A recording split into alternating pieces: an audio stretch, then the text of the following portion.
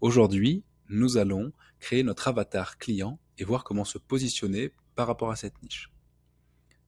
Un avatar client, c'est une représentation de notre client idéal. C'est vraiment la personne la plus parfaite pour acheter notre offre. C'est vraiment celle qui correspond le plus à ce que l'on va proposer et c'est la personne avec laquelle on va interagir, avec laquelle on va discuter, à laquelle on va proposer notre solution. Et c'est important de le faire parce que quand on ne le fait pas, on ne sait pas à qui on parle et du coup notre contenu, notre business sera trop flou. Il y a une phrase que j'aime bien qui est: on ne vend pas de peigne à un chauve. Et en fait, ça veut dire que si tu ne détermines pas qui est ton client cible, tu vas lui vendre n'importe quoi et ça l'intéressera pas. Du coup, il faut vraiment déterminer quel est ton client cible pour ensuite lui proposer des choses qui soient vraiment en rapport avec ce qu'il vit, avec son quotidien, avec ses problématiques et qu'il puisse les acheter du coup. Et ensuite, dans le deuxième temps, donc, on va voir le positionnement. Qu'est-ce qui va nous rendre unique dans cette niche-là? Quel est notre ingrédient secret un petit peu, ce qu'on appelle la big ID, la grosse idée qui va nous rendre unique, qui nous donne justement un mécanisme unique qui va solutionner un petit peu les problèmes des gens. Parce que il faut bien comprendre que l'avatar client, il a déjà tenté des solutions. Par exemple, une personne qui veut perdre du poids, depuis des années, elle a déjà testé des régimes, elle a déjà fait des choses. Et nous, si on arrive en disant, bah, on fait la même chose que les autres, bah, elle va nous dire, bah non, encore un, donc c'est pas la peine, hein, j'ai déjà essayé, ça ne marche pas. Donc il faut vraiment se positionner avec un truc particulier. Par exemple, dire, euh, je sais pas moi, pour la perte de poids, tu as un type d'exercice, par exemple, c'est que du poids du corps, imaginons, et ben c'est vraiment le poids du corps qui fonctionne et les autres elles fonctionnent pas parce que en fait c'est vraiment le poids du corps qui est le top. C'est un exemple. Donc là on va voir comment créer notre avatar. Je vais te partager en même temps cette fiche que j'ai réalisée, qui est la matrice avatar. Donc la matrice avatar, une matrice, c'est quelque chose sur lequel on va créer quelque chose. Donc vous allez faire une copie du document avant de le modifier. Et comment est-ce qu'on crée un avatar client? En fait, on va répondre à des questions, on va le décrire. Il faut que, à la fin de cet exercice, tu aies l'impression que tu sois le meilleur ami de ton avatar client, c'est-à-dire que tu le connais par cœur, tu connais tout de lui. Et donc, on va répondre à plusieurs questions. Donc, par exemple, les informations démographiques, quel est son âge, de quel genre il ou elle est-elle, quelle est sa situation matrimoniale, est-ce qu'elle est célibataire, mariée, avec des enfants, divorcée, avec des enfants, combien d'enfants, où vit-elle, est-ce que c'est plutôt la ville, à la campagne, est-ce que c'est un appartement, une maison, quelle est sa nationalité, son origine ethnique, sa profession, son niveau d'éducation. Donc ça, c'est des questions de base, mais après, tu peux très bien toi-même trouver des questions, d'autres questions, ou même demander à ChatGPT de te donner d'autres questions. ChatGPT, donne-moi des questions pour faire mon avatar client. Il va t'en donner des centaines et des centaines. Donc, quelles sont ses valeurs principales? Est-ce qu'elle a des croyances ou des philosophies de vie? Quels sont ses hobbies et ses intérêts? Quel type de médias consomme-t-il? Tel? Est-ce que c'est de la télé? Est-ce que c'est les réseaux sociaux? Est-ce que c'est les magazines? Ses habitudes de consommation, où fait-elle ses achats, quelles sont ses marques préférées, est-elle influencée par les avis ou les recommandations, les défis et les objectifs qu'elle rencontre, quels sont ses plus grands défis, les problèmes auxquels elle a à faire face actuellement, quels sont ses objectifs à court terme, à moyen terme et à long terme, quelles sont ses aspirations dans la vie. Donc tu vois, il y a, il y a vraiment beaucoup de questions à poser et à répondre, mais au final, ça se fait assez rapidement. Et voilà, donc comment votre produit ou service peut-elle aider cet avatar? Quelle objection cet avatar pourrait avoir à l'achat d'un produit ou d'un service? Et enfin, vu que nous, on va aller on va aller faire de la relation, entrer en relation avec la personne via les réseaux sociaux, et ben, il est aussi important de savoir quelles sont ses habitudes sur les réseaux sociaux. Voilà, combien de temps elle y passe, sur quel type, est-ce que c'est TikTok, Instagram, Facebook, quelles sont ses peurs, ses frustrations, qu'est-ce qui la motive, ses influenceurs, qu'est-ce qu'elle aime bien. On va lui mettre également une petite photo.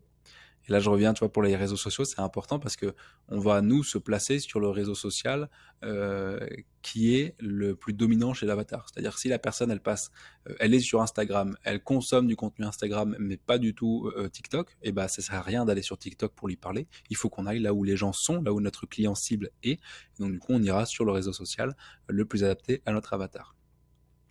Donc voilà, on lui met une petite photo, on décrit, on peut même lui mettre les photos de ses enfants, de son mari. Enfin, vraiment, il faut qu'on connaisse toute sa vie.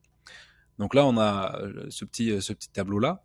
On va marquer ce qu'elle fuit, ce vers quoi elle va. Donc là, le point A, c'est la souffrance un petit peu. Là, c'est le point B, les rêves, les aspirations. Donc voilà, là, on va mettre ce qui est réel, c'est-à-dire ce qui est concret dans sa vie, et ensuite ce qui est imaginaire, ce qu'elle imagine, ce qu'elle appréhende, d'accord? Donc par exemple, là, les douleurs, les frustrations, les peines réelles. Donc ça peut être pour une personne qui veut perdre du poids, les douleurs au niveau des articulations, la frustration de ne pas pouvoir manger ce qu'elle veut sans prendre trop de poids. Ça peut être les peines parce qu'elle sent que les gens la regardent dans la rue d'une mauvaise façon.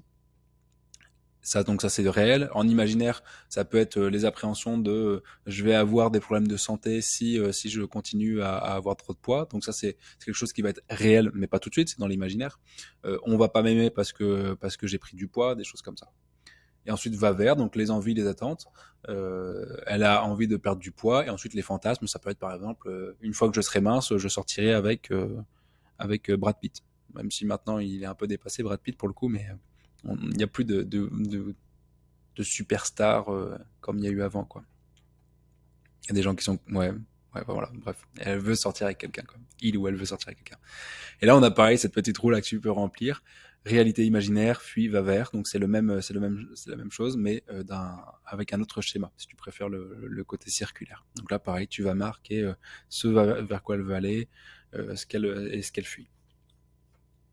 Là, je t'ai mis un exemple en dessous, tu vois, il y a Madame Claire Dubois, elle a 30 ans, et donc je t'ai mis je t'ai fait voilà, je t'ai mis tout un, tout un exemple de comment faut faire, tu vois, ici, là. Et une fois que tu as ça, eh ben, tu as créé ton avatar client. Et par rapport à ça, maintenant que tu as ta niche et ton avatar client, on va voir ensemble comment est-ce que l'on se positionne par rapport à cette niche et par rapport à cet avatar. Comme je te le disais, si tu répètes la même chose que les autres, si tu proposes la même solution que les autres, elle a déjà vu de toute façon les autres. Ton avatar client a déjà vu les autres. Ça n'a pas marché puisqu'elle a encore son problème. Donc si tu fais la même chose, elle va se dire, ok, c'est le type il fait la même chose, donc ça ne va pas marcher. Donc c'est à toi de trouver comment est-ce que tu te positionnes dans ce marché-là, qu'est-ce qui va faire que tu vas être unique. Et pour trouver ça, et bah soit tu regardes au niveau de tes valeurs, au niveau de qui tu es. Par exemple, imaginons toi un truc très important pour toi, imaginons les neurosciences, voilà, ou la psychologie. Comment est-ce que par exemple pour la perte de poids, comment est-ce que tu peux te dire moi ce qui va me rendre unique et ce qui fonctionne dans ma solution, c'est la psychologie pour la perte de poids, la prise en charge des neurosciences pour la perte de poids. Ou par exemple sur le make money, euh, ou dans les relations, sur les relations homme-femme. Euh, moi, imaginons que pour toi, ce qui est important, quelque chose voilà, qui te parle le plus, c'est de passer par la communication non verbale, imaginons dans la relation homme-femme, et bah tu vas dire, je suis spécialiste, ou en tout cas mon angle d'attaque, mon approche, mon point de vue, c'est la communication non verbale pour les relations homme-femme. Et en faisant ça, bah, tu vas devenir unique du coup, et tu vas pouvoir créer une nouvelle opportunité, créer une nouvelle solution pour leurs problèmes. Donc ça, c'est à toi de réfléchir. Tu peux très bien demander à ChatGPT également de dire, voilà, donne-moi des points de vue peu connus pour cette niche-là, avec cet avatar-là, et il va t'en donner des dizaines. T'en prends un qui te parle plus, tu vois si tu peux créer pareil du contenu via ce point de vue-là. Imaginons tu fais les relations hommes-femmes, est-ce que la communication non verbale, tu te vois de créer pendant 1 an du contenu sur ça? Parce qu'il va falloir cibler, il va falloir nicher au maximum pour se différencier des autres. Si tu dis je suis un coach en séduction, en fait des coachs en séduction, il y en a l'appel, il y en a plein. Alors que si tu dis je suis un coach en séduction mais expert du langage non verbal, et ben là il y en a très peu. Et en plus de ça, tu peux encore plus nicher. Je suis un coach en séduction sur le comportement non verbal. Euh, pour les hommes de 25 à 30 ans, par exemple, tu vois. Donc là, tu niches encore plus. Ça, c'est l'exercice que tu as à faire aujourd'hui. Donc, je répète, il faut que tu crées ton avatar client. Tu fais une copie de ce document-là, comme ça, tu auras déjà toutes les questions. Tu crées ton avatar client. Tu fais ça bien, tu prends un peu de temps pour le faire quand même, parce une fois que c'est fait, au moins comme ça, c'est fait pour tout le temps. Et ensuite, tu vas trouver ce qui te rend unique, ton positionnement unique par rapport à ça. Bon travail, on se voit demain pour la troisième partie. Ciao ciao!